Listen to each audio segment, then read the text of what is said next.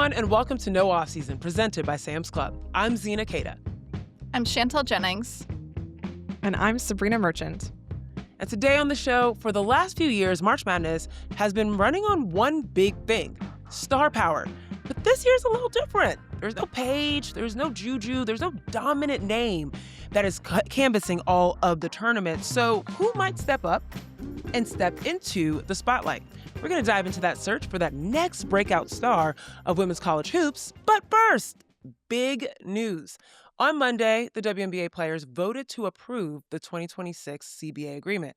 I know you guys are kind of like, hold on, I thought we already got past all of this bubbaloo of hey, the deal is done. We're moving forward. Where's free agency? Well, the players actually have to vote to ratify and get to that process where now the written part of the contract is going to be settled, ratified, and made official. So this long-awaited deal is now set to become official through writing. Sabreena, you reported on this. Can you tell our listeners what this actually means and what will happen next?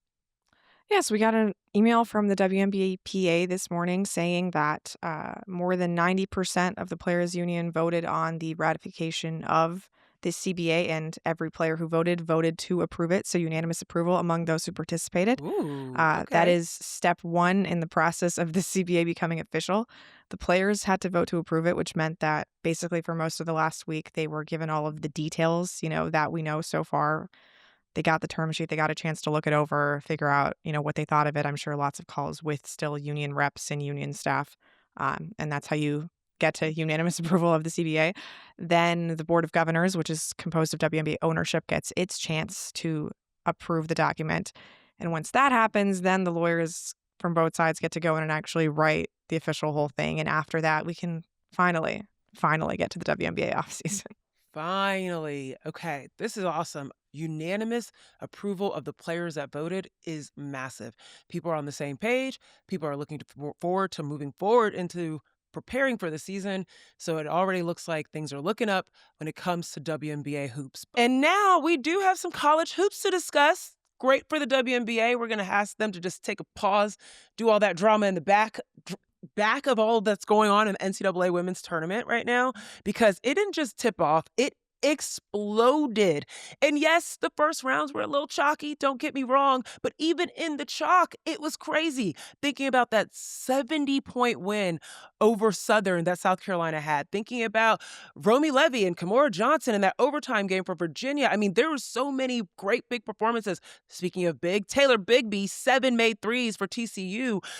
I was overwhelmed watching all of these games. Every single TV I had, shout out to YouTube TV, because the Foursquare was huge, and I was able to fill in on what's going on the men's side, which, they were fine. They were fine. They had some upsets as well, but it was the women's side that was really exciting me all weekend long. For y'all, before we get into really what we saw, I got to check in with you. Sabreena, Chantel, how are y'all's brackets doing?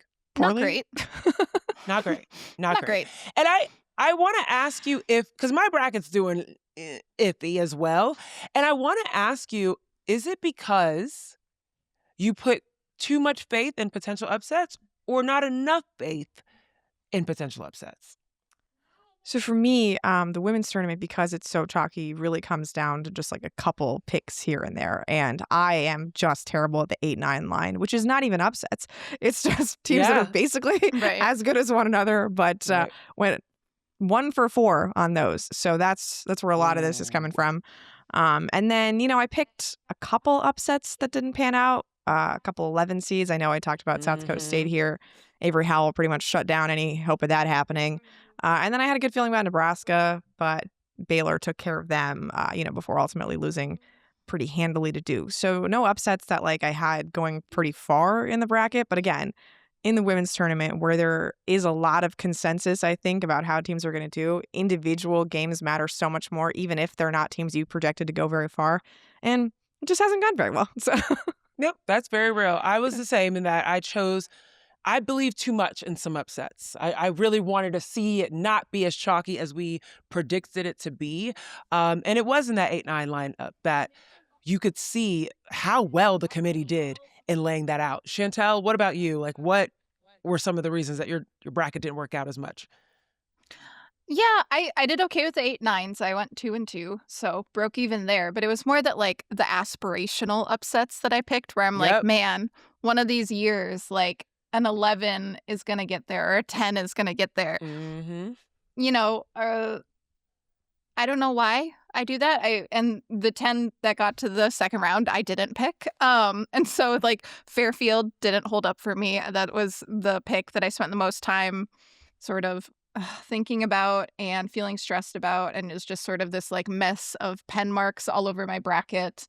And I picked Ole Miss over Minnesota. I think most people did as well, and that obviously didn't go the way we thought it would go. Yeah. So far, as Real we're close, recording though. this, very, very close. But every team that hosted is going through. And so looking at it now, looking at the rest of the day, we have a bunch of 1s and 2s that still have to play today. Like we could go 15 or 16 for 16 for home hosts making the Sweet 16. And maybe next year I just like do completely chalk for my bracket. When will I learn my lesson? I don't know.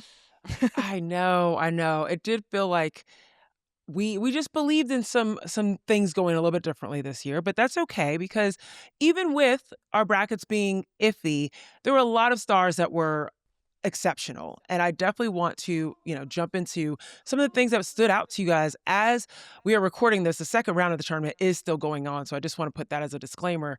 But Chantel, Sabreena, I know you guys watched these games diligently throughout this weekend. And what were some of the defining moments for you? I talked a little bit already about that South Carolina blowout, TCU's win. I really liked the way that some of these teams that ended up going out started strong. Howard, Fairfield, Colorado State, or some that stood out to me. But curious what you all were like. Whoo, got to write that down. That is notable. Definitely got to make a little bit of a shout out to that on Monday morning. Sabreena, I'll start with you. I mentioned this. Washington, I thought was very impressive against South Dakota State, and then impressive again in defeat against TCU, losing in overtime in that second round game. I just got to figure out a way to get the ball to Avery Howell more. That I think the broadcast was really harping in on that, so I don't need to, go further with that too much. More West Coast, Jazzy Davidson, just wonderful in that game against Clemson. When the jump shot is going for Jazzy, it's just such a complete offensive package, what she was able to do as a playmaker, as a shooter. When she's able to do defensively against Clemson, obviously that game came very close to going a different way. So all credit to, Mia Moore and the Tigers. I thought they had a really great season, and just sucks to have to go out that way. But, what a entrance into the NCAA tournament for Jazzy Davidson, especially when her Big Ten tournament was cut short with that injury that thankfully does not appear to be hurting her at all right now.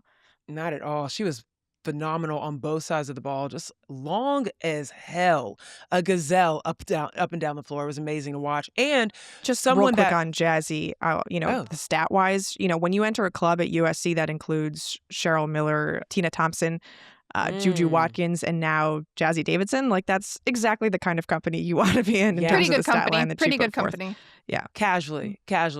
And then the defense, like on Mia Moore, particularly in that first half, she was a non-factor throughout that game until that ridiculous shot.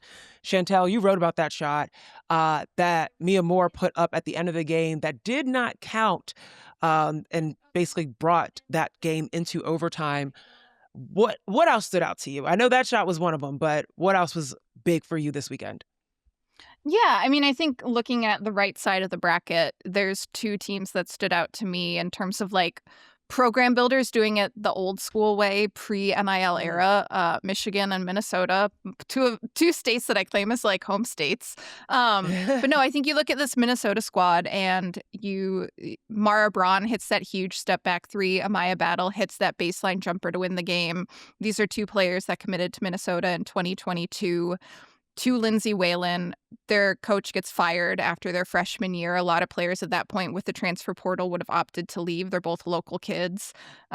Stayed put, didn't make the NCAA tournament in their first 3 years, and now they're headed to the Sweet 16, first time for the Gophers since 2005, which was the year after Lindsay Whalen graduated, was playing for the Connecticut Sun. Like, it's been a while. So just sort of cool to see that happening. And then Michigan obviously wrote about this for the site earlier this season, but you have that sophomore core of players who last season, before they got to Ann Arbor, so much of the roster was just depleted. I guess they call it the quad four, or wait, the quad squad. That's what it is, that stayed and remained on the roster. And the sophomore group came in and really led the team last year, got bounced in the second round pretty horribly by Notre Dame, decided to come back this year as sophomores, and just really, really dominant win over NC State. Obviously, a Zoe Brooks-less NC State team, but even so, just a phenomenal performance, and two programs that are kind of building programs and getting to places they haven't been before, or places they haven't been in a while, in kind of an old school way during the NIL era, which I think is notable. Yeah, we got to give a shout out to Olivia Olson. 0 points in that Yeah, first rough half. first half. And then explodes, particularly in that third quarter. Like, of course, I'm cheering a little bit for the Wolfpack. I got my packs up, and I was just like, dang, this is a blowout. I vividly remember watching it, and I think I was like folding laundry at that point. I look up in the third quarter. I'm like, oh, this is a completely different vibe, a different game. The physicality felt like it shot up, just running the floor. But yes, there were tons of sophomores all around the association that were playing incredibly well. And, we're going to talk about them in a little bit. But any games that made you think, you were ranked pretty high, but now you look like you might be gettable. Any top seeds looking vulnerable to you guys, even if they did get the win out? I feel like Iowa has to be the answer here, in their difficulties with Fairleigh Dickinson in that 2:15 game. We should say we're recording this at the time that Iowa's playing Virginia, so if they end up, dominating the Who's, like, apologies in advance, but, this is the problem with pre-recorded video. Just not a super impressive offensive showing for the Hawkeyes. Defensive team, so they're going to play some slower games. They're going to play some games where the margins don't necessarily get out of hand. But when you're playing a 15 seed at home, it should not be that difficult. You should not be within a couple possessions at the end of the fourth quarter. And for them to be in that level of difficulty, especially coming after a Big Ten title game when they lost by 51 points, just a couple games in a row where you're left a little less than thrilled with how the Hawkeyes are performing. And they're number 2 seed, they should be doing better than this. So I think most of the top seeds really took care of business. Chantel, please feel free to remind me if I ignored someone obvious, but Iowa's the one that really stood out to me. It's like this should not be this difficult. I think for me, and Sabreena, I had asked her before the show, said she wasn't worried about UCLA. I think, what people forget is, like, if you win every quarter by like 8 to 10 points, that still ends up being a 40-point win. And so the end of the game, you're like, oh, a 40-point win, whatever. But I think there were moments in UCLA's first half where I was like, this is the number 2 overall team in the bracket this year. You shouldn't come out this slow against the team that is technically the second worst team in the bracket. Like, I just sort of expected their first quarter, I think they were up 8. They outscored CBU by 2 in the second quarter. I just sort of expected more of an aggressive mentality coming out quick, like getting up, like you were talking about South Carolina. Like, it was close for the first 5 minutes, but I think maybe closer than you'd like for Comfort as the number 2 team in the country for the first 20. But obviously they dropped like 60 plus points in the second half, and none of this is remembered. But I do think, starting a little faster, like, those are things that just simply can't happen moving forward, I would say. Yep, I'm on the same page with that. I think there's also the factor of, if a team blows out a squad super easily, do you guys have any concerns about how that might maybe get them too comfortable moving ahead into the next round? Where some of these dominant performances, UConn against UTSA 90-52, saw UCLA take down CBU 96-43. Some of these big games, it's like, whew, okay, you rolled heavy. You get to come out of the game early, right? I think about, when did Flau'jae Johnson come out of the game? When LSU took care of business on their home court. And yes, it was a beautiful ceremonial goodbye to her home crowd. But it's like, okay, you come out with 7 minutes left almost in the fourth quarter against Texas Tech. Does this impact you moving forward when you've got to play way more minutes? I don't think so. I mean, I think I look at those games and I think, like, Madison Booker drops 40 points in a second round game over Oregon. Like, Oregon is not exactly a slouch of an opponent here at all. But I think No. getting her shot going in that way in the second round is nothing but positive. And then I think you got to see sort of the joy she had on the sideline as Sarah Graves gets into the game and is knocking Oh, down shots for the Longhorns. it wasn't just Madison Booker's joy. It was Yeah. everybody's joy. Yeah, It was America's fun watching that. personality hire on the Texas sideline. Yes. But yeah, I just think like those games where you can see sort of the gears starting to really get rolling, and like if you can carry that forward, it's not great for my bracket, but obviously really good for the Longhorns' chances at the Final Four. I'm with that. Okay, well, let's turn the tables a little bit. Are there any teams that you're beginning to see differently as the tournament unfolds? And I'm going to just go ahead and throw mine out. I think we all said this could be the darling of the tournament. And I am just going to say, I don't know if it's differently, but it's just more cemented. Duke looks good. To me, Duke looks really solid. And they feel, especially, I mean, watching that Duke Baylor game, I did not imagine it to get out of hand as quickly as it did for Baylor. Is there any team that you're feeling maybe more cemented on, or you're seeing them any differently or more convincingly as the tournament begins? I mean, this is like very short-lived because they're about to play UConn later today, but I was I very impressed with know. Syracuse without Dominic I knew you were Darius. going to say Usually that. you lose your starting point guard and things do not look super smooth, and yet I thought they looked wonderful against Iowa State. Just a great all-around team win. Chantel was calling this out on the Slack from like the minute she hit her first three, I think, Olivia Schmidt. So just what an awesome out-of-body performance for her. That front court was playing really well against Iowa State. I think just in general, the ACC, like North Carolina did a little bit better than I would have thought against Maryland. Virginia has had a couple of nice wins. Yeah. Again, they are playing Iowa at the time, so if things go awry, excuse me. Duke, you mentioned, Louisville just advanced to the Sweet 16. So, we've seen this conference like take some of its lumps over the course of the regular season, but a pretty decent postseason showing so far. And, again, Notre Dame like holding off that upset bid from Fairfield that I think was a really popular upset pick there too. So, I think more highly of the ACC than I did going into the tournament. Okay. I was What about you, 100% Chantel? going to say that. I was like, as you brought up Duke, I was like, North Carolina, I think you look down the stretch of, the second half of their schedule and you're like, man, they're winning a lot, but they were playing a lot of unranked teams. And then they ended the season in the ACC tournament with a loss to Louisville, split games against Duke, latter half of the season. And so I think North Carolina was one of those teams where it was like, oh, they've, you look at their record over the last 10, 15 games and it's really good. But then you consider their strength of schedule over that same time and you're like, don't love it as much as some teams that maybe had a worse win percentage in like the SEC and had sort of like a backloaded schedule. But I think if the ACC lands 4 teams in the Sweet 16, we can definitely say this is a conference we undervalued through the regular season in terms of their top tier talent. Illinois, youngest team in the tournament, comes out, beats Colorado. I thought that was a really good performance for Shauna Green's team playing Vanderbilt later today. So again, excuse us for not knowing the future as it happens before us. But yeah, I think those are the teams that to me, sort of our mea culpa to the ACC, which I feel like is like an annual tradition on this podcast. I don't Every think time. they deserved it last year, honestly. So. Yeah.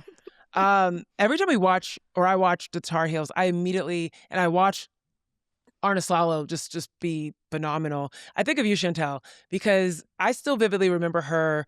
Alina Arnaslalo started her career at UCLA. And the first game in Paris, I believe it was, that we got to see her, Chantel was like, oh, who's this? Like, I like her game. And I still vividly see exactly what it was that drew you to her ability to penetrate. She's gotten bigger over the years. And so she's even more physical with her drive. But it was Alina, but it was really Lainey Grant alongside her as well, playing incredibly well. So yes, so shout out to the Tar Heels and ACC overall for surprising us a little bit and holding things down as they head on to the next round. We'll see what happens with some of these games. Of course, by the time you're listening to this, we'll see if any of what we're saying might not be true for like the Virginias of the world, et cetera, but we'll see. On the other side of this break, we're going to talk about the stars that, wait, were they stars or are they now becoming stars right in front of our eyes? Don't go anywhere. It's finally March, and you know what that means. Bracket season, baby. Picture it. You're hosting the big tourney game. You've got your jersey, you're looking good, and now all you need is, well, everything else to host. No sweat, though, because you're a Sam's Club member. In one trip, you say yes to grabbing everything you need and to getting it all for unbelievably low prices. Plates, cups, tables, chairs, pizza, wings, snacks, sweets, and the ultimate three-pointer, a big screen TV. Heck, you could even get it delivered. That's because the play that Sam's Club runs is called Yes and. It means getting just what you need and enjoying the perks that come with membership, like express delivery. Bonus points. So even if you don't win your bracket, you'll win Best Host. Join Sam's Club, the club of Yes and. On eligible items. Terms and fees apply. See samsclub.com/yesand for details.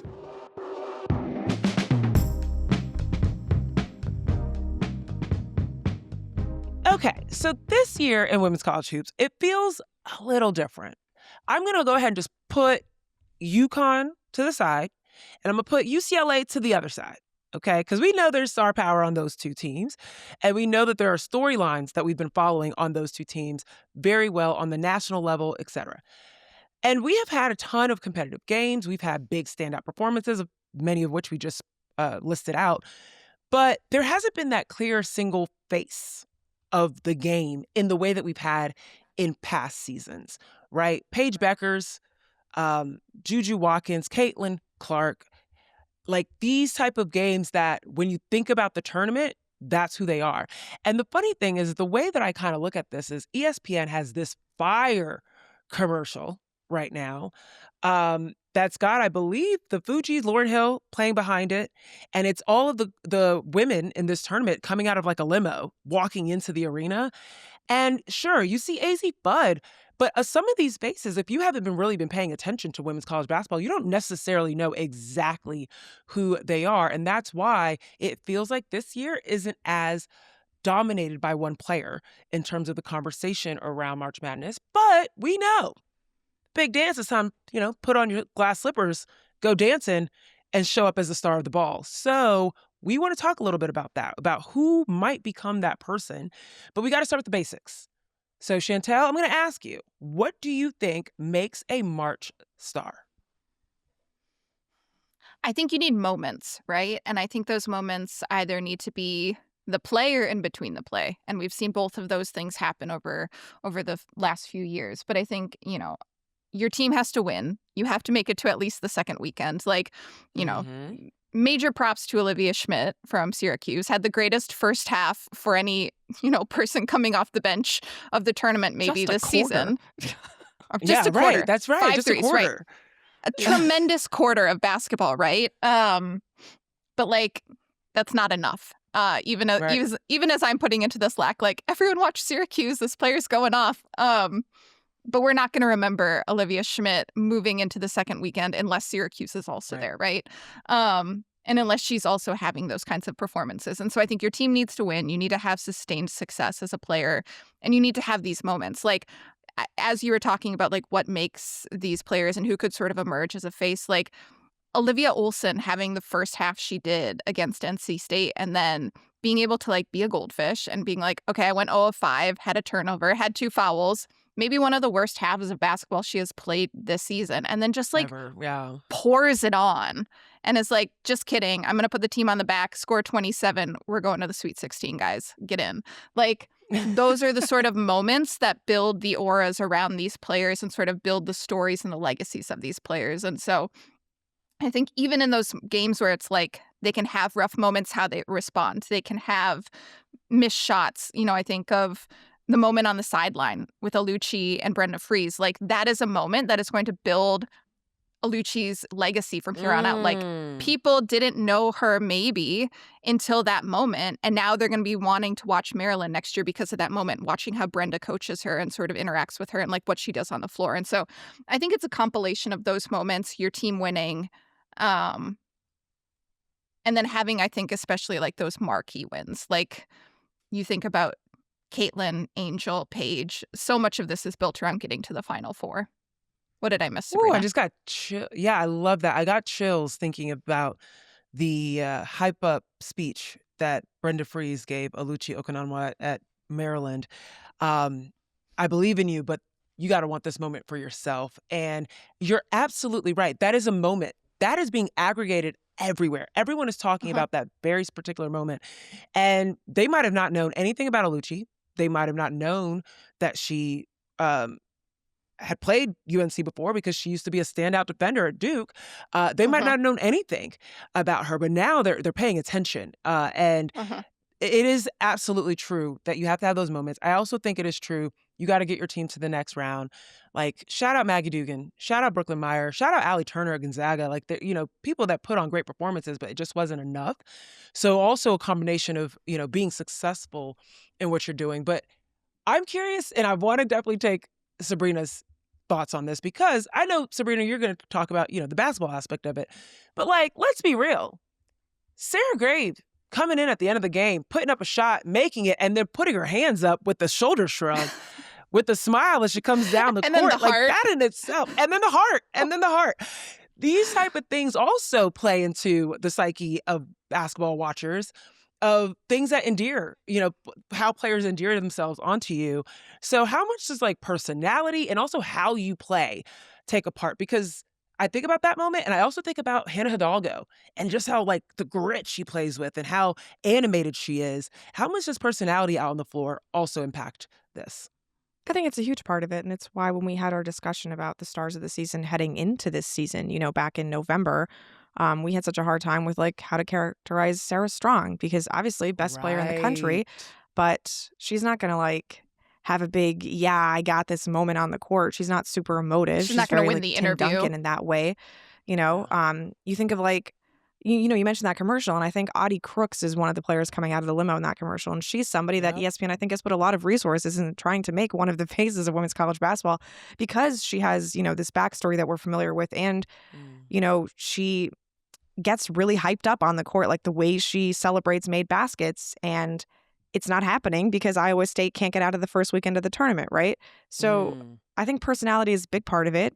It's why, we've been looking for somebody, even though Sarah Strong is staring us right in the face, like, hey, I might be the best player to ever come through Connecticut. Isn't that worth something? And yet we're talking about all these other names as if she's not there because, again, she's not like flashy. Like the UConn player that people know the most is AZ Fudge. She's the one on the national commercials.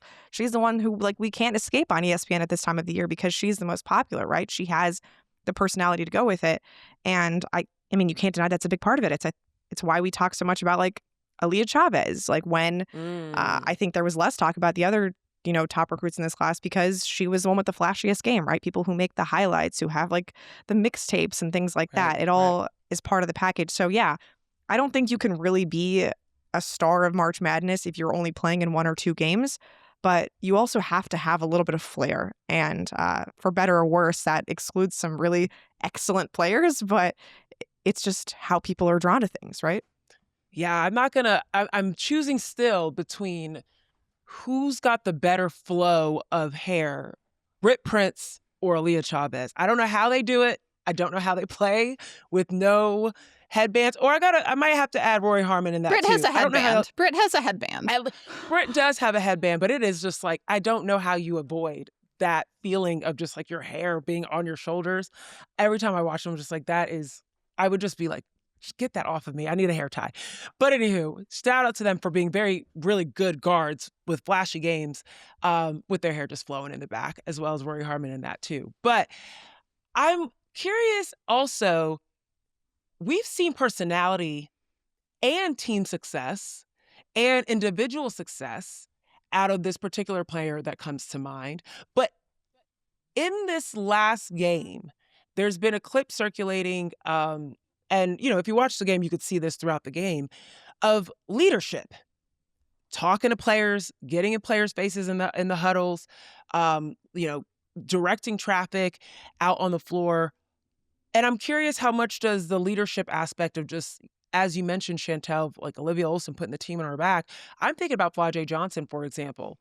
Flau'jae Johnson is someone that should be the name, right? She was right there with Paige, being 1 year younger than her, being in the mixes of spaces that she wasn't even a graduate yet. She wasn't even being drafted yet. And she was at the sideline at the WNBA All-Star. She was a big name in all of these, performing at these different award ceremonies. Like, she is a huge personality and a huge name in this space. But her leadership really shined this past weekend. And I'm wondering, Chantel, if that has anything or helps change the way her star shows up and gives a little bit even more legitimacy from the basketball perspective. I think Flau'jae is sort of an established star in the women's basketball game, or the college basketball game at this point. Like, I didn't even think to bring her up because it's like she's not necessarily like a new star. We think back to her freshman season when LSU won the national title, and then last 2 seasons getting bounced from the Elite Eight. Like, she sort of feels like a consistent person, consistent star who's been in the game over the last 4 years. And sort of has all of those elements that it's like what she does on the court is exciting. She obviously has a huge career off the court as well that I think brings intrigue. She has a story to tell. She's super interesting. So I think all of those things together, I think, again, it's like, can they get to the Final Four, though? That sort of gives you another Yeah. week of coverage at this point in the season. Like, when you get bounced from the Elite Eight, like, the page turns really quickly to the Final Four, all of the media flying to that city. I think within Baton Rouge the last 2 years, like, the coverage has continued, but it's like once those teams are bounced and you move on to the Final Four, it's like those are the 4 teams that are controlling that third and final week of March Madness. And it's like getting there sort of allows you to have that extra runway.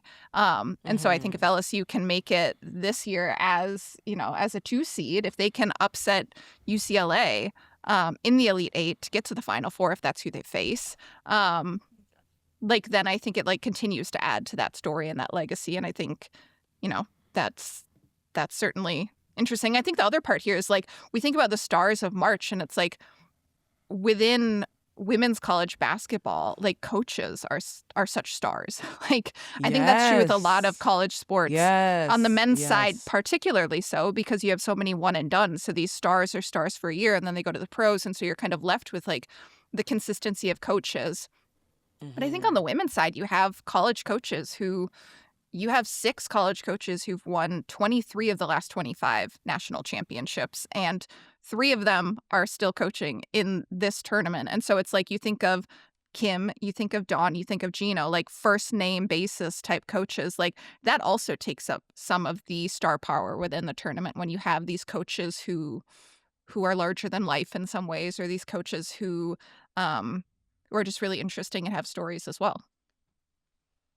I love that perspective, and I think that that's really big. And Flau'jae is someone that I would imagine we'd already say this is her year, this is her tournament. But I think that team success, as you mentioned, is really important to be able to cement that. So let's actually talk, now that we've defined what it takes to be a March star. You got to have some success both individually and your team.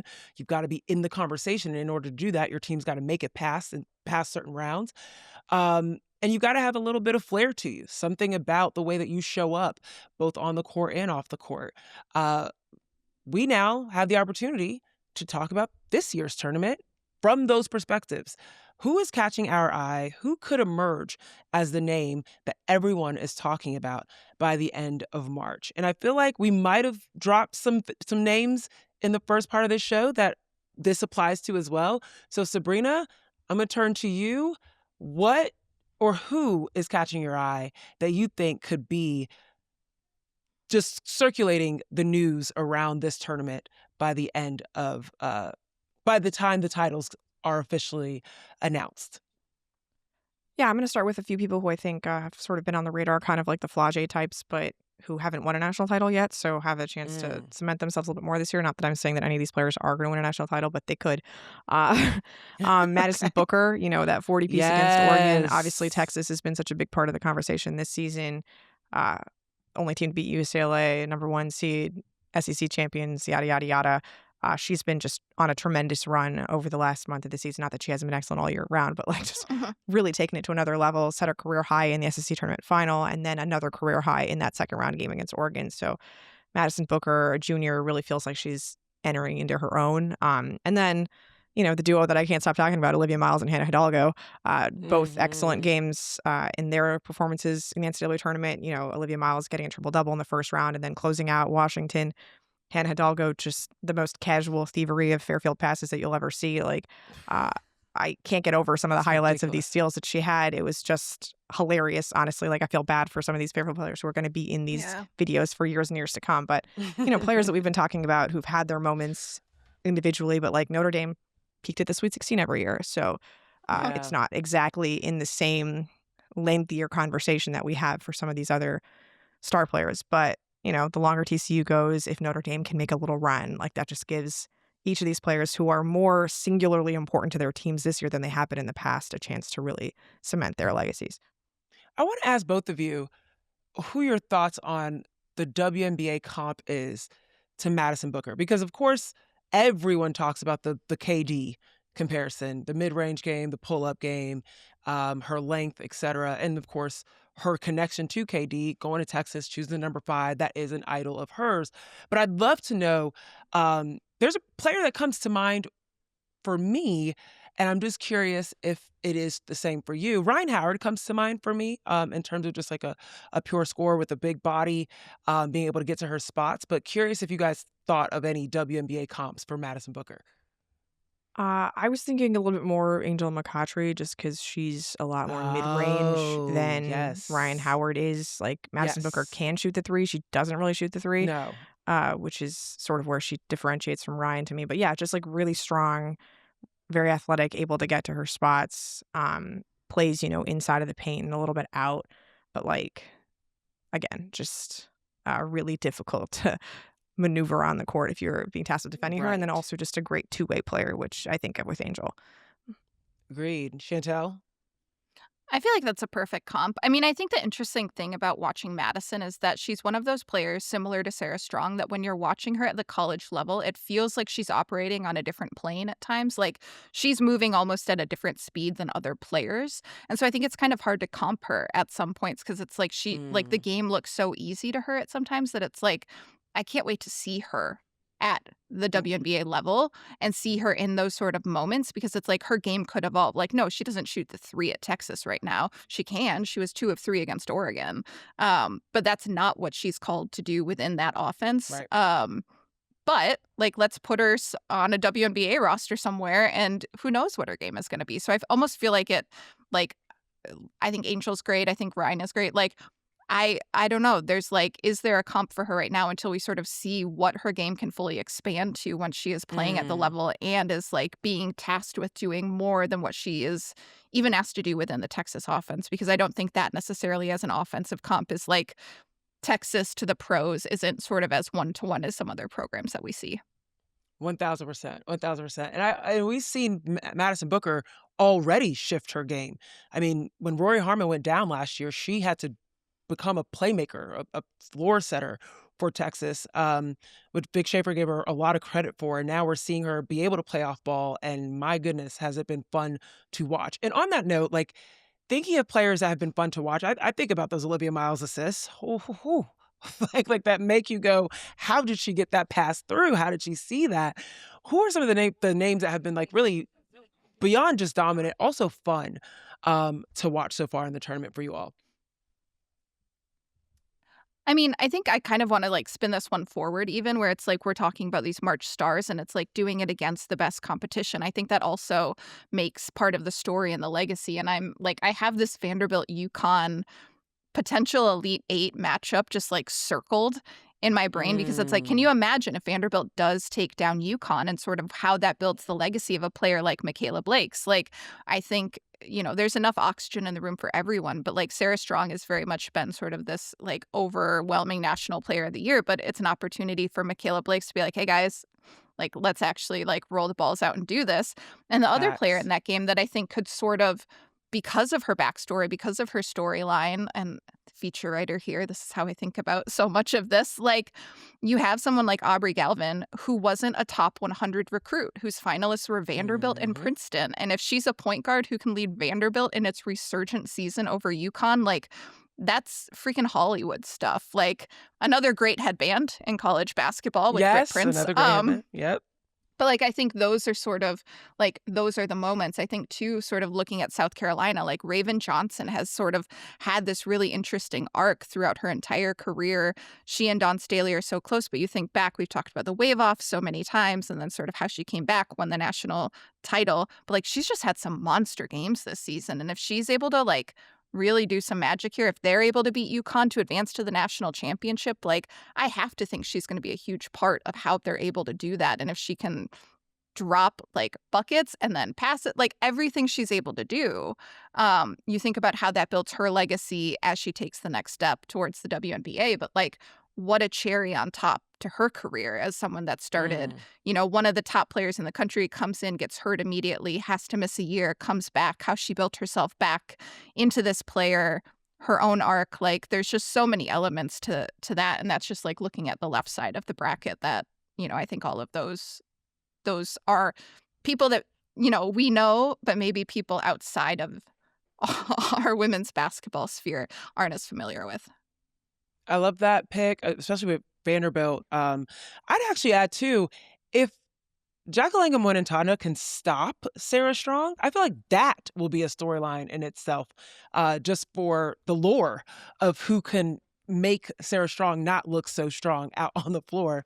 And then, yes, Raven Johnson is a really great point there. And I feel like Joyce Edwards could be right alongside her in terms of a name that we kind of heard about, almost heard about, but Sarah Strong kind of overshadowed her last year as a rookie. But in that last title game, because ultimately South Carolina fell so badly against UConn, you didn't quite get to see the greatness of Joyce Edwards or appreciate it. So with that, I'll turn to you, Sabreena. Who else could be or is a dominant, fun name that you're thinking about that has already showcased that, or you're looking forward to the moment where they could really showcase that through the rest of this tournament? I'll go a little under the radar here just because I feel like we've hit a lot of the top teams. Forgive me, we talk a lot about basketball all the time, so I can't remember if this happened on the show or a separate time we had a conversation, but like Maya Battle, buzzer beater. Oh, like, how Maya can you not Battle, mention her yes. in terms We of did people who have mention had her a earlier. star-making turn, right? Has Right. to be part of this conversation. Like, there's been, one true buzzer beater because, all due respect to Mia Moore, it didn't go off in time. Like, that has happened in this tournament so far. So if Minnesota continues, like they give UCLA a scare, maybe even get onto the Elite Eight, like that's obviously a defining moment for that program. And, you know, my battle shot against Ole Miss making that possible. And then, you know, I mean, in Minnesota obviously lore, that's going to forever be Sure. huge, though. Like, That I shot think we was should note that, insane. like, and again, you sort of like, Minnesota is like this big when it comes to basketball. Like, she went to the same high school as Paige Beckers, Hopkins High. Like, there were a ton of, you know, looking in the crowd, it was like there was a ton of Minnesota stuff and there was a ton of Royals stuff. Like, a very large Hopkins High School representation at the barn on Sunday. Sorry, Sabreena, keep going. Right. And then one more. We've obviously talked about how this program can sort of build itself as an NIL power with its resources, and that's UVA. And Kimora Johnson, I think, has just had a fantastic tournament thus far. That first 4 game, you know, hitting the game-winning three-pointer against Arizona State. Not a buzzer beater, but it ends up being the decisive margin. All of those big shots that she hit against Georgia in that game, winning that one in overtime. She's just been so much fun. She has that step back. She has just a lot of wiggle getting to the basket, like just really fun to watch. One of those stories that you love to hear because she's from Charlottesville. She wanted to come to this program because it used to be great. She'd never really seen it be great in her lifetime, and she wanted to be part of, you know, getting it back to a place that she could be proud of. And now, third-year player in the tournament for the first time, right? Like you love those homegrown stories like the Minnesota one that Chantel was talking about, where like they had to believe and see something that wasn't there, and she is part of that now. And it's been so much fun to watch her just have this moment because, again, like I don't think Virginia had been on national television once this season beyond maybe the ACC tournament. And now everyone gets to watch her in that first 4 game, in that game against Georgia. She's just been part of the most, first of all, fun games of the tournament and then putting on a show in the process. Alongside her, I'll add on Romy Levy. Romy Levy was playing some defense throughout these first two games, and just her length, her outside shot as well. But yes, Kimora Johnson has been like just bounces off people going to the paint, and she ain't that big, but the way that she gets in and has absorbs physicality, folks, trying to get her off her block, she finds a way to finish. Incredibly skilled guard. I agree with all of these choices, and I appreciate you taking a little bit of the deep takes there. For us, Sabreena, because I do feel like there are some names that we're still seeing emerge, but some of these names that are starting to emerge are just names that were already on teams that were not the top 25 all season long. They might have popped in and popped out. I'm thinking about it, Jazzy Davidson, for example, at USC. You were just kind of like, we don't really know what's going on with USC, and no one had a lot of top expectations for them. Literally, I cannot tell you how many titles of articles I have seen that says the Juju-less USC. Like, that is how they are addressing the Trojans. And I can't imagine what that might do for them. If anything, I would imagine it may put a chip on their shoulder to show up as the Trojans. Nothing about Juju-less. She'll be back next year, hopefully. Fingers crossed. But there's other folks on this team. Even Kennedy Smith was turning around, putting up jumpers. I was like, okay, let's go. But it definitely felt like they had a little bit extra to prove in that way. Which player do you all think that can keep their level of play as they keep going in the tournament? And I think we've already spoken a little bit about this, but thinking about, do we think Madison Booker is capable of doing the Caitlin Clark and putting up, 40 points in multiple games in a tournament? I'll pick someone from that region that's not Madison Booker that I was actually thinking about as we were going through stuff. But I think Silas Wards is someone that should be in this conversation. Like, you think about like huge shots. And I think when you look at the Michigan team, like Olivia Olson has been the player that was the Big Ten Freshman of the Year last year, is on the All-American teams this year. But if you're Michigan and you need someone to hit a late three to like tie it up, go for the win, like it's going to be Sila. Like she just has ice in her veins. Preferably in a corner. But like, even thinking back to the first game of her freshman year against South Carolina last year, 27 points, 12 rebounds, like first game ever against South Carolina, the reigning champs, like not fazed by anything, and has just sort of continued that trajectory and has this extra motivation of being bounced again in kind of an embarrassing fashion in South Bend last year, comes back and is like, let's do this. And so I think if Michigan, I have them in my Final Four, I think there is also that element of like, you have to beat the best to be the best. And so Texas is the best team in their bracket, the 1 seed. If Michigan can take them down, I think that also brings more eyes for people saying like, wait, this team that isn't the number 1 seed beat Madison Booker, beat Rory Harmon, beat like this team. And then it's like, how? I think Sila's a huge part of that. And again, I think 3-point shooters are sort of, they draw so many eyes because the 3-pointer is like the ultimate trump card in basketball. Like, people watch it and think, how can you do that? She's an excellent 3-point shooter, and I just think of her as being so clutch that she'll have the opportunity to have those sort of highlight moments. Yeah, I mean, I've already gone on about like how I think Madison Booker's on the best run of her career, and Texas is just playing at another level right now. And I think, I've picked them to go to my finals. So Booker is probably my safest bet outside of, the UConn, UCLA teams that we excluded at the top of this conversation to keep continuing at this level. I know. Should we like talk about them for 5 seconds at least? I just feel like there are so many stars on their teams that we should talk about them at some point. Yeah, we should. I'll quickly, before I'll close this one out, I'll add in someone that's I think will continue with their excellence. And it's not as dominant as what we've seen out of 40-point Madison Booker, but I do think it is dominant on a team that needs her to be dominant, and that's Toby Fournier out of Duke. I think it's just her consistency, not only from an offensive perspective and just getting to the line, putting up shots, she's putting up an average of 18, I think, field goals a game, and she needs to be at that number, but also just getting on the glass, being smart defensively, trying not to get in foul trouble. That's another one that I think will be could have an opportunity to put her name on the map. And the one moment that made me think of that was there was a wedgie in that Duke College of Charleston game, I believe, and she just jumps up and gets it like it's nothing. And I'm just like, oh, cool. Yes. Reminders.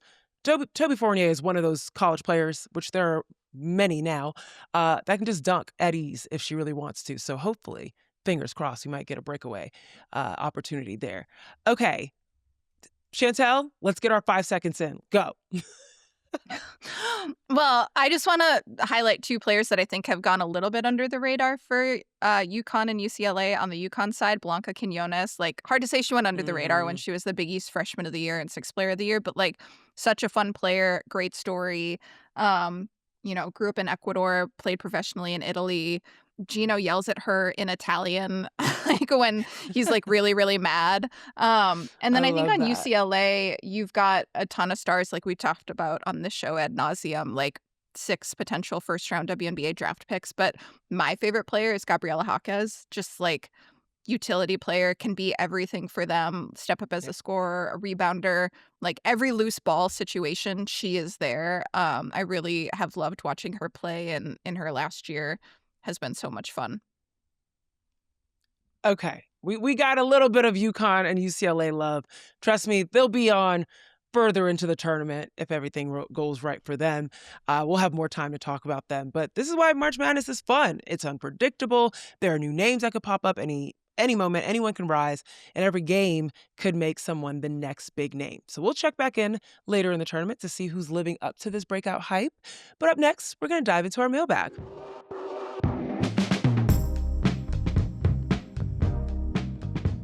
Okay, we've got Casey writing in with a question about tournament upsets. She says, on the men's side, we see several upsets in the first round, but this is far less common for the women. There's so many factors that influence men's programs versus women's in general, so I'm curious about what those factors could be when it comes to upsets in March.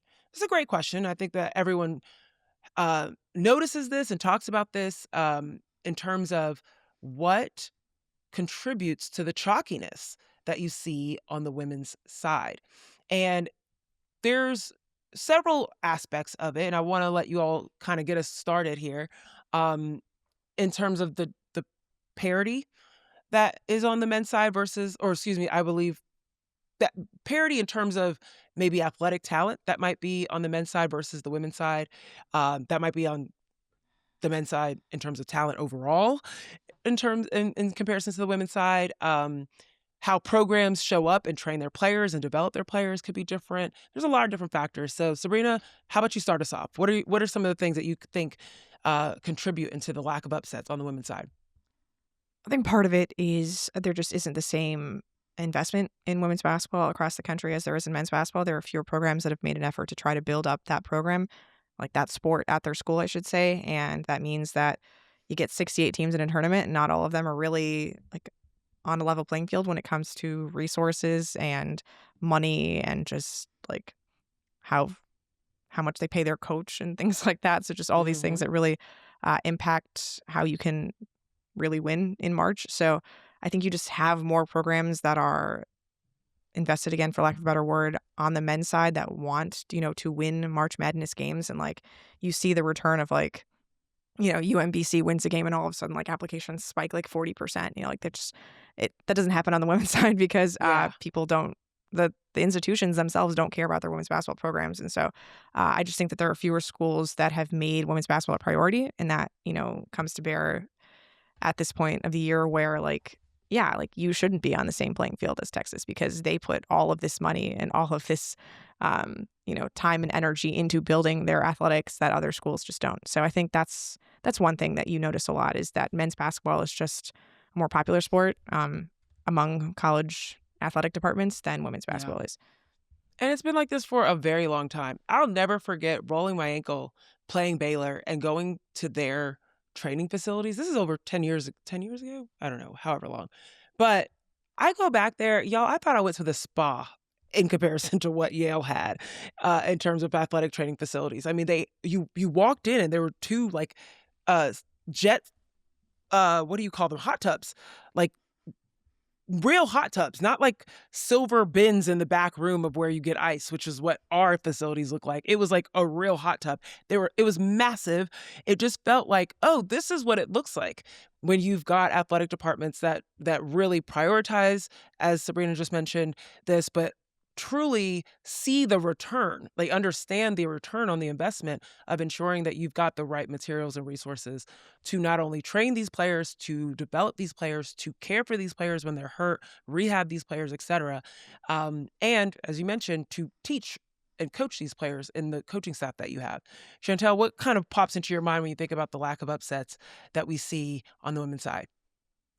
Yeah, I think historically it's you have the first 2 rounds played at the top 16 schools, and, like, let's bring Minnesota back into this conversation. If Minnesota Ole Miss, if that game yesterday is played on a neutral site, like, maybe it ends differently. The energy in the barn was so Minnesota positive the whole game, but especially, like, the end of the game. I had friends and family members there said it was just like you couldn't hear anything. Dawn Plitzowite said it was the loudest she had heard.